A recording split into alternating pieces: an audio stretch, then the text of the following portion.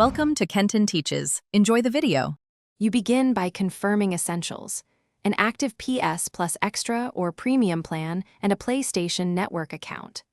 Plug the console into a wired connection or connect to a 5 GHz Wi-Fi network for lower latency. Once done, sign into the same PSN account on both the console and the PlayStation app or compatible device. Make sure the console is set to rest mode or is powered on and configured to allow remote play so the cloud session can start immediately. Next, open the PlayStation app or remote play client and go to Cloud Play or the game catalog. Select a title labeled for cloud streaming and tap play.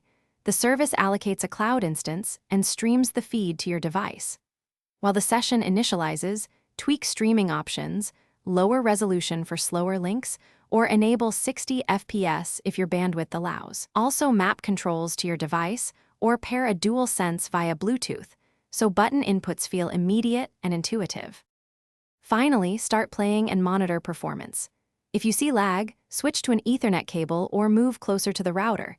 Even small distance changes can cut packet loss. If issues persist, quit and relaunch the app, toggle Wi-Fi off/on, or reconnect your controller. One key troubleshooting tip: sign out and back into PSN to refresh your session tokens and confirm your subscription is current. That often resolves authentication or allocation failures without deeper intervention. Thanks for watching. Please subscribe if this video was helpful.